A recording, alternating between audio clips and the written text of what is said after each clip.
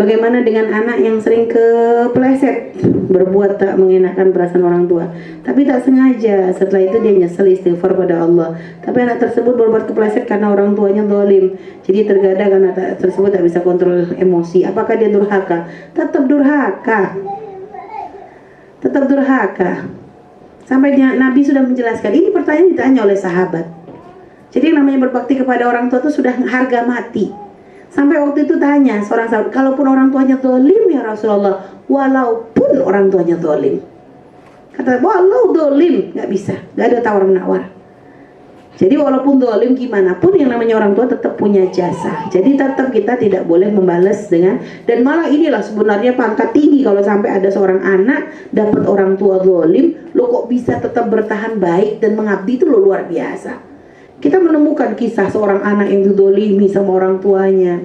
Sampai ada satu kisah seorang wanita. Seorang wanita yang subhanallah, dia itu kalau berdoa itu kok doanya dikabul banget sama Allah. Doanya tuh sangat-sangat dikabul oleh Allah subhanahu wa ta'ala. Ternyata kisahnya tuh panjang. Sebabnya sampai dia punya pangkat tinggi begitu tuh, sebabnya tuh panjang. Jadi kalau dia sampai orang tuh sampai kemana-mana tuh datang. Sampai dikatakan dalam satu kisah tuh Imam Ghazali pun katanya dalam riwayat ini hidupnya kalau nggak salah di zaman Imam Ghazali, sampai kalau minta doa pun datang ke wanita ini. Karena kalau dia berdoa tuh subhanallah kayak langsung dibuka oleh Allah tabir pengkabulan itu. Saking benar-benar dicintai oleh Allahnya. Tapi rupanya dia sampai derajat ini nih luar biasa. Ceritanya gimana? Dia tuh dulu seorang anak yang dizalimi oleh orang tuanya. Bapaknya tuh zalim luar biasa, ibunya tuh zalim, pilih kasih. Ini anak yang paling gak disayang dalam keluarga. Tapi ini anak nih walaupun dizalimi sama ibunya, dia tuh paling cinta, paling bakti kepada ibunya. Di antara semua anak-anaknya, yang lain disayang tuh malah semuanya. Akhirnya sampai derajat ibunya tuh sampai lumpuh, padahal selama hidup ibunya gak tahu kenapa dengan anak ini gak sayang banget. Paling zalim. Tapi ini anak gak pernah balas. Sampai akhirnya ketika ibunya lumpuh, gak bisa apa-apa, ternyata anak ini yang ngerawat ibunya. Sampai benar-benar dengan ngerawat tuh benar-benar dengan hati. Yang lainnya anak-anaknya ninggalin. Sampai akhirnya ibunya tuh baru nyesel, baru lihat kebaikannya. Sudah begitu, akhirnya sampai ibunya meninggal, subhanallah, ibunya Rito. Akhirnya sampai dia nikah. Menikah pun ternyata subhanallah, alhamdulillah dapat suami baik.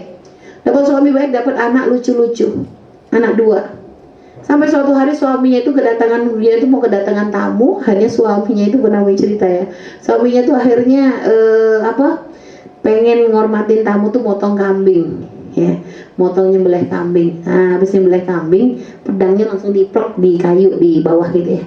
Si anaknya 2 orang itu, namanya anak kecil, ngelihat bapaknya tadi motong kambing, ngomong sama adiknya, kakak adik, "Dik, yuk kita main kayak bapak yuk." Katanya, kamu yang jadi kambing, abang yang jadi bapak.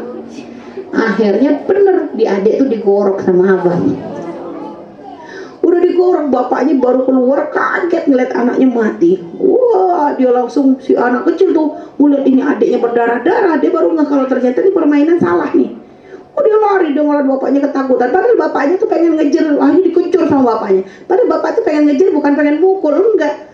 Cuma takut anaknya lari. Ternyata anaknya tuh lari ke dalam hutan. Bener, lari ke dalam hutan, tiba-tiba namanya anak kecil lari, dia jatuh ke jurang, mati anaknya juga. Itu si bapak itu lagi ngejar begitu, sampai akhirnya ternyata namanya di hutan udah gelap, akhirnya dimakan sama binatang buas. Dalam satu waktu diambil oleh Allah. 3 orang yang dikasihinya ya, anaknya, bapaknya, suaminya. Di saat padahal dia tuh lagi niat untuk memuliakan tamu. Luar biasa. Tapi ternyata nih wanita nih memang benar-benar ya wali itu ya. Dia tuh sabar dengan ujian dari Allah subhanahu wa ta'ala.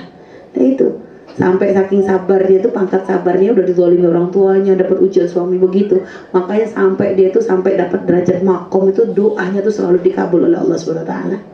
Kalau kita, naudzubillah, semoga jangan dapat musibah begitu. Nggak kuat juga, takut nggak kuat.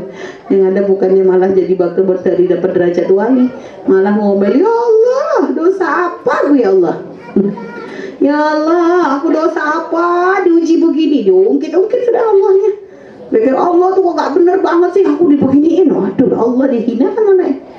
Ada sama orang gak kuat kan, alhamdulillah. Makanya cuma akhirnya gimana, artinya ya begitulah, artinya tidak ada tawar menawar untuk urusan masalah orang tua. Walaupun dizalimi, tetap kita harus berbuat baik. nyesel, alhamdulillah itu hidayah dari Allah. Berarti Allah masih bimbing. Anda tuh sebenarnya punya bibit baik. Yang bertanya nih sebenarnya sudah punya modal baik. Ibarat tuh sudah ada bibitnya tuh bagus, tinggal dipupuk aja deh. Dipupuk yang bener, sering dekat dengan ulama, lalu sering minta kepada Allah, ya Allah, Kau uji punya orang tua zalim, maka berikan kesabaran, jangan sampai keluar dari mulutku ucapan yang menyakiti orang tuaku. Jangan sampai muncul di hatiku amarah kepada mereka. Minta sama Allah, ya muqallibal qulub, wahai zat yang membolak-balikan hati, tsabbit qulubana ala dinik, tetapkan hati kami dalam agamamu. Jaga hati kami, minta kepada Allah dengan bahasa yang difahami. Minta dengan bahasa yang difahami agar dijaga oleh Allah, walaupun dengan kezaliman orang tua kita, maka jangan sampai kita nanti masuk bab durhaka kepada orang tua. Jadi alhamdulillah Anda ini bertanya karena memang Anda itu masih dibimbing oleh Allah. Kalau Anda memang gak dibimbing oleh Allah, Anda gak akan bisa bertanya pertanyaan ini, dan Anda gak akan pernah bisa menyesal.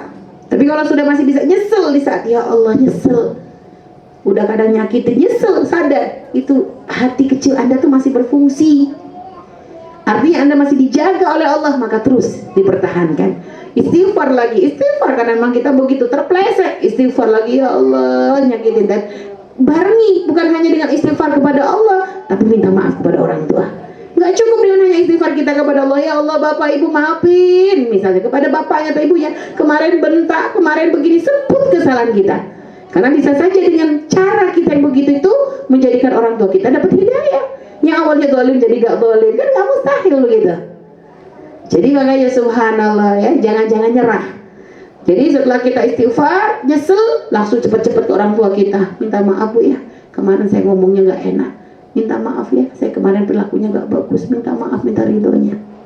Subhanallah, anak ngomong kayak begitu, luar biasa itu, obat banget tuh bagi orang tua tuh.